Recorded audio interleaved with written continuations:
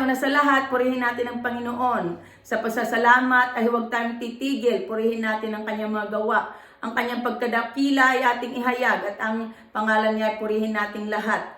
Okay, 1 Corinthians 9 verse 27, nasusulat na, pinahihirapan ko ang aking katawan at sinusupil ang sarili, baka pagkatapos kong mangaral ay ako naman ang itakwil.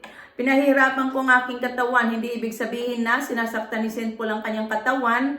Tulad ng iba dyan, kapag Holy Week, they beat themselves up. Hindi yan ang ibig sabihin, kundi ito ay sa pamamagitan ng fasting or pag-aayuno. Ang ibig sabihin ng fasting ay pag-give up ng pagkain or inumin ng mga ilang araw alang-alang sa Panginoon. Sa panahon nila, nagfa-fasting sila. Ito ay pagpapakita na mahalaga ang Panginoon, mas mahalaga ang pagsunod sa kanyang salita kaysa pagkain, inumin, o mga material na bagay.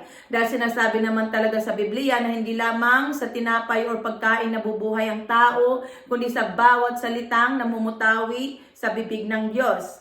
Okay, sinabi ni St. Paul na tiniis nila ang lahat ng hirap upang hindi sila maging hadlang sa mabuting balita or good news tungkol kay Jesus Christ.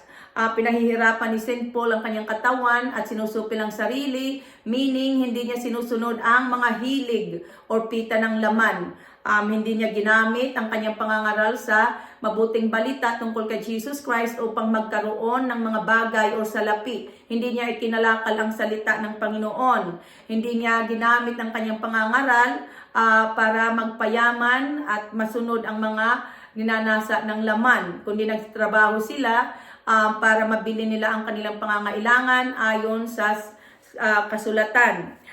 So ganun din naman bilang mga Christian, dapat ay disiplinahin natin at supilin ang ating mga sarili. Huwag natin sundin ang mga hilig o pita ng laman.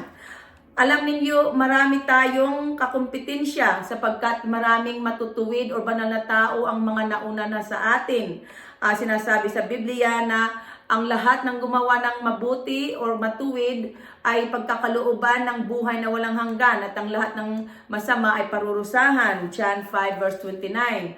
At sa Romans 1 verse 17 it says, it is written that the righteous shall live by faith. So, ibig sabihin, ang mga matuwid lamang ang maliligtas. Sinabi ni St. Peter sa 1 Peter 4, verse 18, na kung ang mga matuwid ay halos di maligtas, ano naman ang kahinatnan ng mga makasalanan at hindi kumikilala sa Diyos.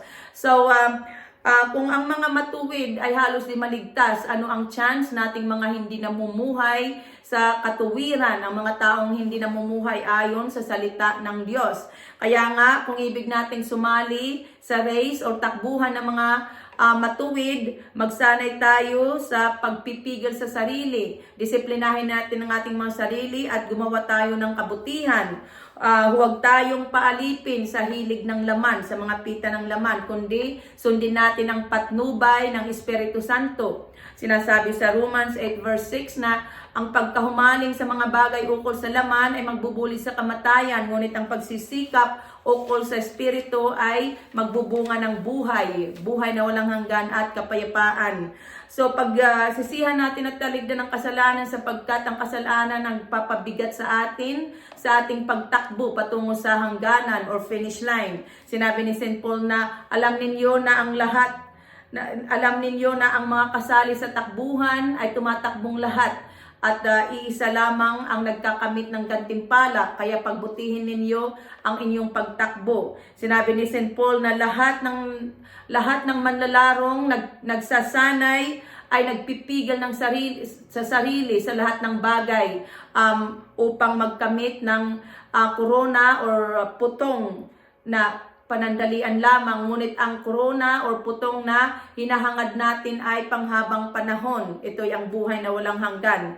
Kaya sinabi ni St. Paul, ako'y tumatakbo patungo sa tiyak na hangganan or finish line at hindi ako sumusuntok sa hangin. Pinahihirapan ko ang aking katawan at sinusupil ang sarili. Okay, example sa Olympic. Sa Olympic, the best of the best lamang ang maaaring sumali. At ang mga manlalaro sa Olympic ay talagang nagsasanay at dinidisiplina ang sarili upang magtagumpay at magkamit ng medal, at itong medal ay panandalian lamang. Ngunit ang medal, ang korona or putong, ang koronang tatanggapin ng mga matuwid ay panghabang panahon. Ito yung buhay na walang hanggan. Sa Olympic, lahat sila ay magagaling, ngunit ilan lamang ang nagtatagumpay at tumatanggap ng medal. Gayon din naman sa huling araw, sa katapusan ng sanlibutan, hindi lahat ay maliligtas. Sinasabi sa panahon ni Noah na 8 lamang ang naligtas nang gunawin ng Diyos ang sanlibutan sa pamamagitan ng baha, ayon sa kasulatan. So, iyan ang nakalulungkot na katotohanan sa Biblia, na hindi lahat ay maliligtas.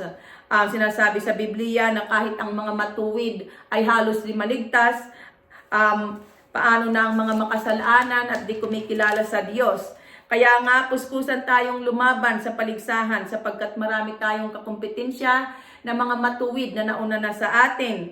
Sinabi ni St. Paul na manatili tayong tapat sa pananampalataya upang kamtan natin ang korona ng pagtatagumpay. Ito yung buhay na walang hanggan.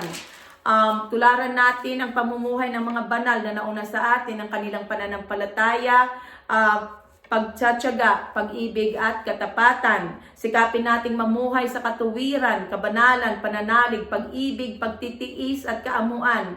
Gawin natin ang lahat ng buo nating makakaya sa pagkikibaka alang-alang sa pananampalataya, at kakamtan natin ang buhay na walang hanggan.